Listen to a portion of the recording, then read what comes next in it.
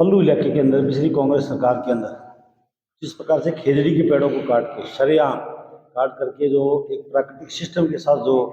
भयंकर खिलवाड़ किया है और इससे हमारे पर्यावरण को बड़ा खराब करने का सब प्रयास किया। निश्चित रूप से हम सरकार से भी आग्रह करेंगे और हम सब मिलकर के जो खेजड़ी का जो दहन हो रहा है, खेजड़ी जो काटी जा रही है, उनको हर संभव रुकाने का प्रयास किया जाएगा। चाहे वन विभाग है, चाहे राजस्थान पुलिस है, इनकी हेल्प लेकर के इनको रुकाने का हर संभव प्रयास करेंगे। और जो पल्लू के अंदर जो ट्रैफिक व्यवस्था है, ये वास्तव में काफ़ी विचारणीय है, भयंकर भीड़ रहती है। तो एसपी साहब से भी आग्रह करके और निश्चित रूप से यहाँ पे ट्रैफिक के जवानों को लगा करके और इसका भी निराकरण करवाने का हर संभव प्रयास किया जाएगा, ताकि कोई न कोई इसी प्रकार की दुर्घटना से बच सके। विधानसभा चुनाव के उपरांत सभी गांवों में जाकर इस यात्रा के माध्यम से मुख्य समस्याओं को जानना और उसके त्वरित निराकरण के लिए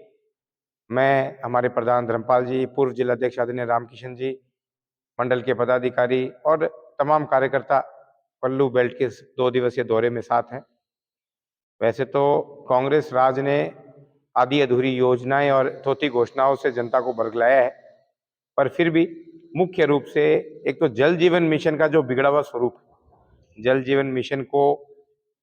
इस योजना को खराब करने में, ढंग से लागू नहीं करने में, भ्रष्टाचार करने में जितना योगदान कांग्रेस का रहा है, उससे राजस्थान को जो सेटबैक लगा है, उसको ठीक करने के लिए हमने मंत्री महोदय से, मुख्यमंत्री महोदय से निवेदन किया है कि इस योजना को पुनः सुचारू रूप से केवल हनुमानगढ़ जिले या इस विधानसभा में नहीं, पूरे राजस्थान में ढंग से लागू किया जाए। कहीं लीकेज की समस्या, कहीं पाइपलाइन की, कहीं टंकी की। दूसरी इसी प्रकार से जो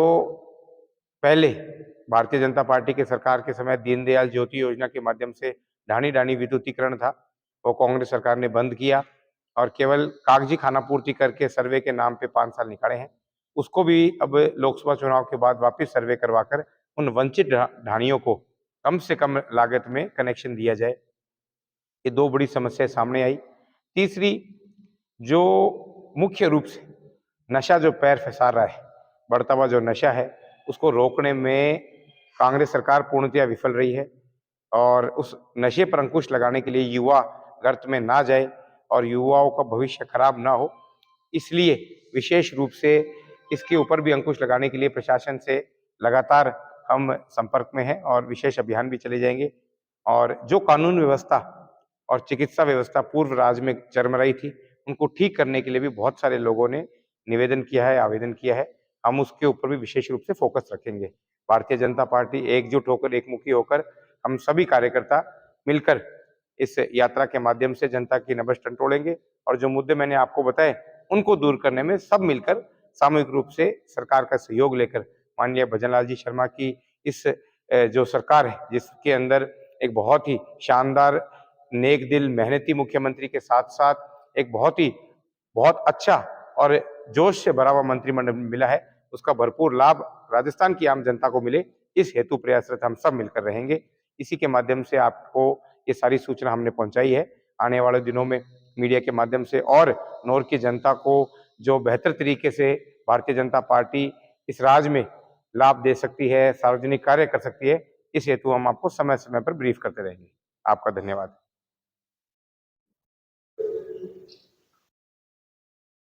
जैसा कि अभी भाई अभिषेक जी ने, प्रधान जी ने बताया कि मुख्य समस्याएं इस धन्यवाद यात्रा में चिन्हित कर रहे हैं, उनका समाधान कर गुड गवर्नेंस लोगों को महसूस हो, ऐसी व्यवस्था की जाएगी। जहां स्कूलों में स्टाफ कम है, हॉस्पिटल में और सब सेंटर में मेडिकल स्टाफ नहीं है, उसकी व्यवस्था की जाए, ऐसा प्रयास हम कर रहे हैं। इसी के साथ साथ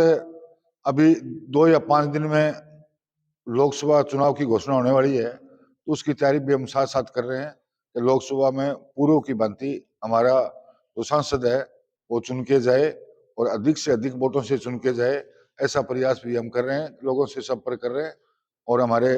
वर्तमान सांसद है, उनका कार्यक्रम भी पल्लू एरिया में जल्दी बनने वाला है। तो हम धन्यवाद यात्रा के साथ साथ लोकसभा की तैयारी में जुटे हुए हैं और समस्याएं चिन्हित कर उनका एकीकरण कर समाधान के लिए अभी हमारे माननीय अभिषेक जी ये सूची तैयार कर रहे हैं और मुख्यमंत्री जी को जल्दी ये सौंपेंगे और जनता को जल्दी राहत मिले, ऐसे प्रयास किए जा रहे हैं।